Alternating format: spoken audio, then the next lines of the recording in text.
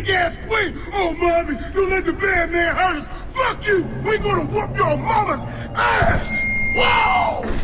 See, this is what happens when you put all of your effort into looking like you're not giving a shit. Maybe that's not fair. So Gears of War 2 kicking right off after Gears of War left off, and obviously, surprise, surprise, Gears of War 1's bombing didn't matter because the Locust survived it, and now humanity's facing its last stand. Once again, grudgingly, Epic Games still doesn't bother to explain its setting, so I still don't know where the Locust came from or how this war even got started, but that gets quickly cast to the side as Marcus and his crack team need to do war things against the Locust. If there's a problem with the game, it's that it holds on to the precursor's substandard military shooter story and basically amounts to Marcus fighting a general anti-Locust campaign for the first half and then trips over the Locust extinction plan butt first in the second. Amazingly, Gears of War 2 does this and still manages to be immersive, and in doing so has helped me understand the series' intangible appeal. Gears of War isn't doing a narrative of exploits and amazing stories, but instead supplants that with a character drama. From the first game, even though all four main characters were essentially the same glory-hungry war dog in different costumes, they had one-dimensional traits that made them slightly different, and in Gears of War 2 they expand upon that with frequent, intense, and somewhat comical moments that build them as being oddly unique despite being 3D printed from recycled propaganda pamphlets. It works better here because the game gets some additional side characters that put Marcus, Dom, Cole, and Baird into perspective with the game's reality, and that works since Marcus and Dom don't actually meet Cole and Baird in person for the first 4 hours.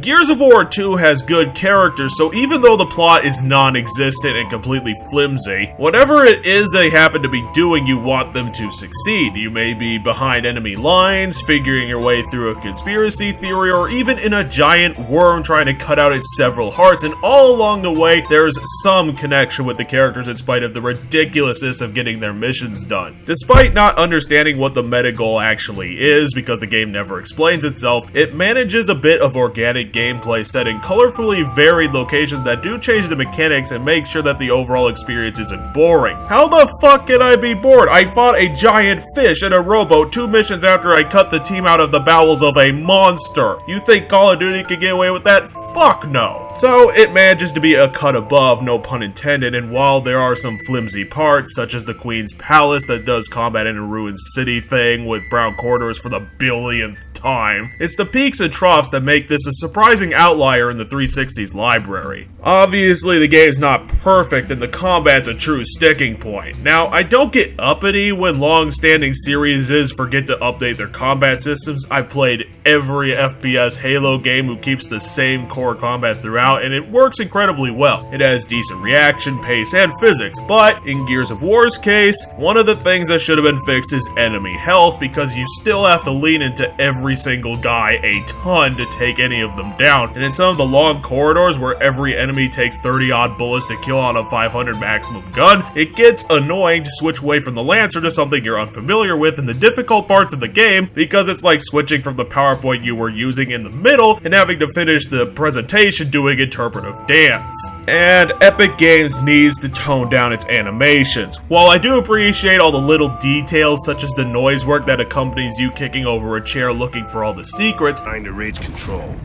Control's offline for now, Delta. You'll report directly to command. Keep us posted. Over.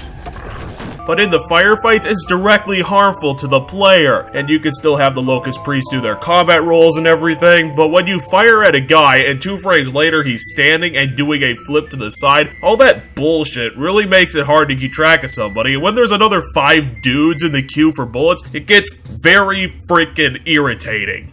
Do not take this the wrong way. Gears of War 2 is a great game, and even standalone, it's a title worth grabbing. That's mostly due to the well-done prequel telling you everything you need to know about the original and getting directly into the same plot as Gears 1. The Locust survived and now want to kill everything human and Lambent, which is a strange addition because the Lambent are the emulsion Locusts from Gears 1 and were barely in the game at all. Yet it's up to the cogs to stop them all because reasons. If you need an excuse to dust off the old 360 because you hate the 8th gen consoles, then here you go, right on a silver goddamn platter. Probably can actually find it for around $10 just for another bonus. Now that we have that gush fest over with, next week we'll be looking at Gears of War 3 and hoping that Epic can keep the quality up over the long development time, but until then, we'll close the shop with a scoreboard